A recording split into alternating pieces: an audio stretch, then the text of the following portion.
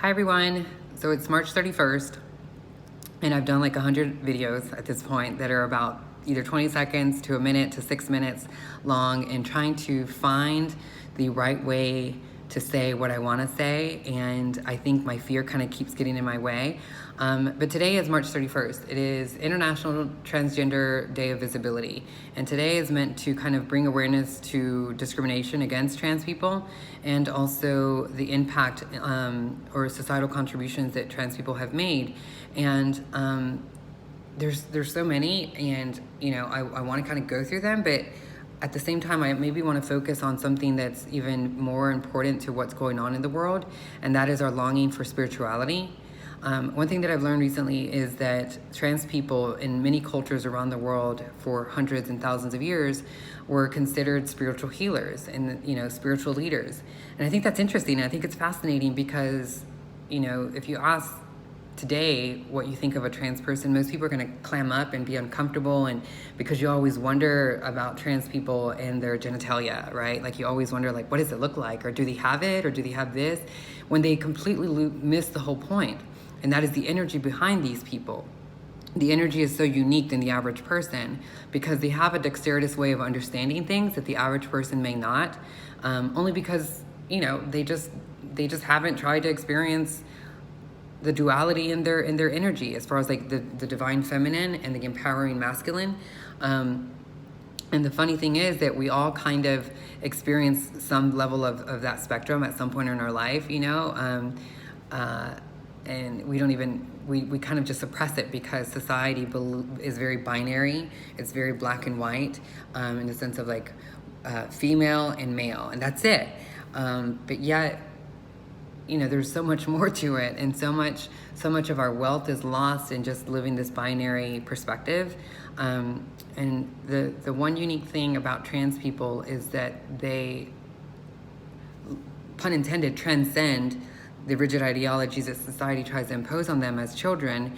And what they felt intuitively was right, as far as like to try to express it. Like there is a characterization of energies, right? Like feminine to us today means pink, and masculine means blue. And those are energies. They emit a particular frequency and energy. And,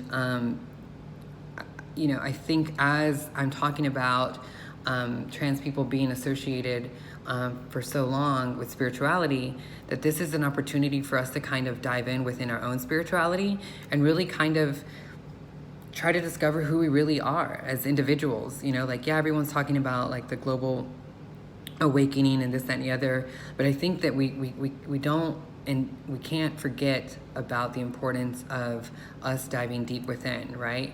And so as much as we want to build community, and this, that, and the other, like we can't forget about ourselves, and and knowing that there are so many things that we want to know about ourselves that we have been always too fearful of kind of going after, because I don't have enough time. But now that this societal matrix is coming to a screeching halt, this is your opportunity to kind of dive deep within yourself and try to understand the nature of your language and how you speak to yourself on the inside. There's been so many people since I've come out that have kind of reached out and have said that they wish that they could live a much truer life than what they live.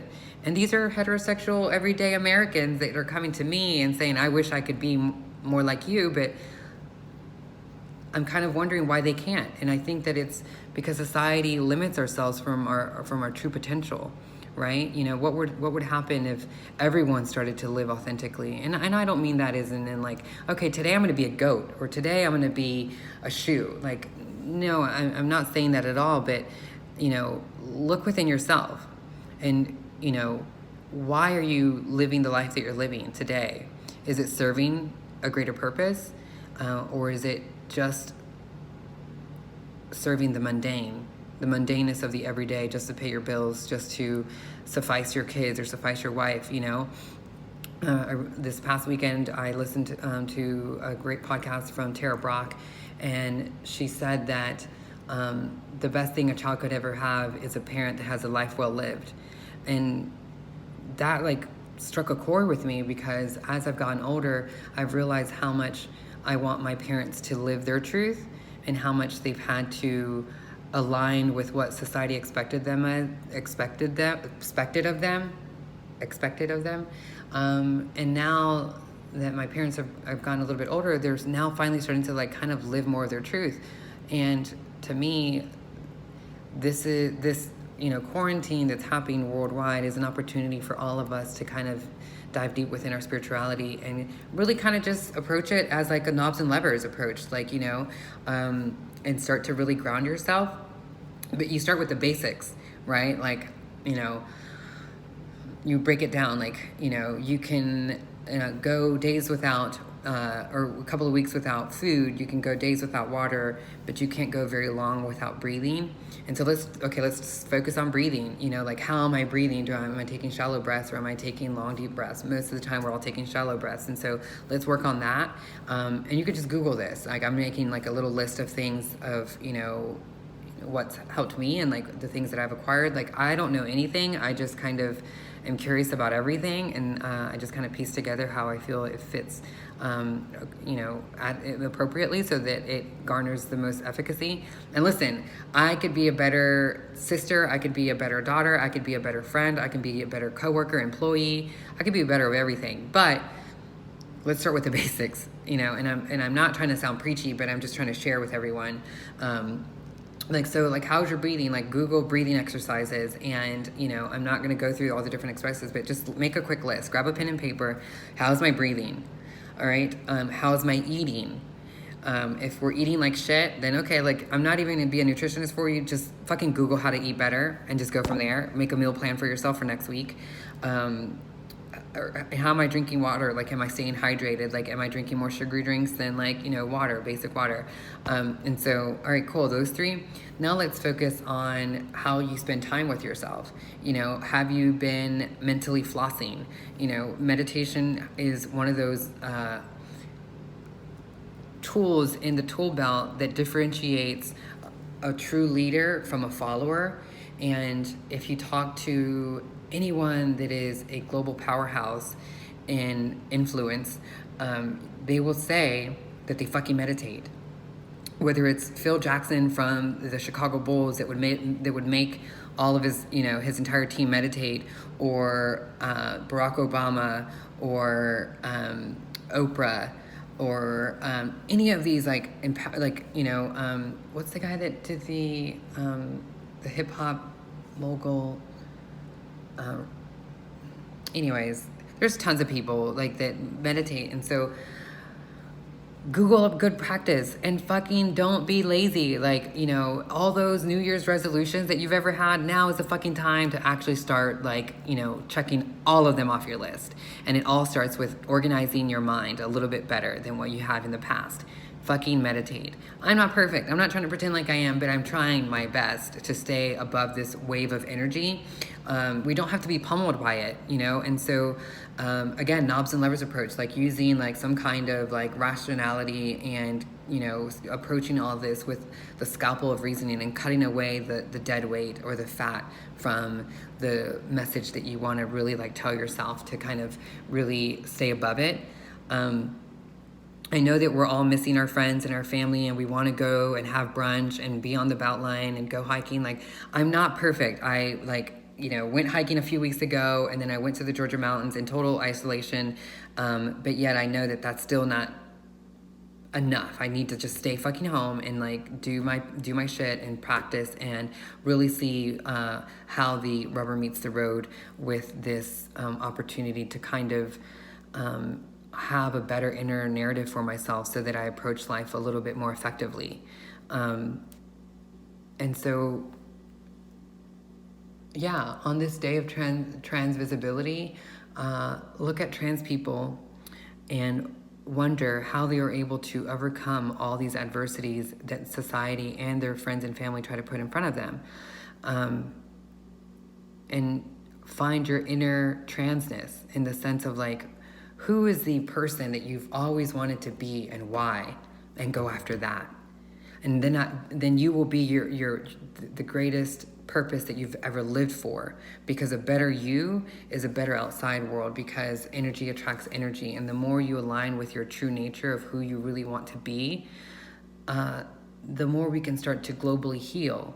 And so I leave you with one last story of how I kind of like am navigating through all this.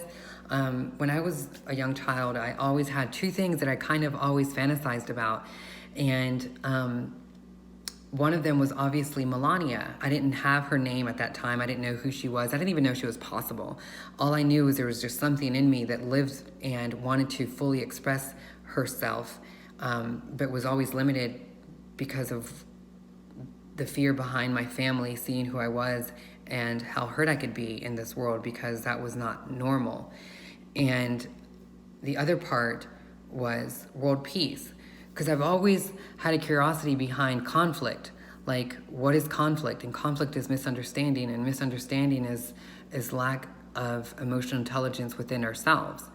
And, you know, because there's nothing like understanding ourselves. And the more we understand ourselves, the more our language will evolve exponentially, and the more it evolves, the better we can respect each other. And so those two things, out of those two things, me becoming Melania seemed more of a impossibility and would never happen feeling than world peace. World peace seemed more of a likelihood. And now that I've become Melania and I'm truly thriving as Melania, I'm fucking going after world peace. And so I leave you with the fact that we can all taste it, right? And if we can all taste it and feel it on the inside, like as much as we want to like, you know, feed into the importance of like knowing that we are like, you know, experiencing this incredible experience called the coronavirus and how it's disrupting so many of our lives, I think that this is our time to really discover the inner peace that we've been longing for. Because once we transcend the fear, then we can all start to really fucking dance as an entire species and really truly understand each other on an exponential level. And so that's it. I just wanted to share that on this Trans Day of Visibility, of like kind of, you know, searching inwardly on who you really are. And in 4 to 5 or 6 months, you know, I want everyone to walk outside of their house a little bit taller and knowing that they've assured themselves that they found their purpose, and that purpose is to finally find you. And that's it. Thank you for listening. It's 12 minutes. I hope you enjoy. Happy March 31st, and I can't wait to see where we are as a global family by 2021. Regardless of whatever fucking happens, you have to stay focused on you.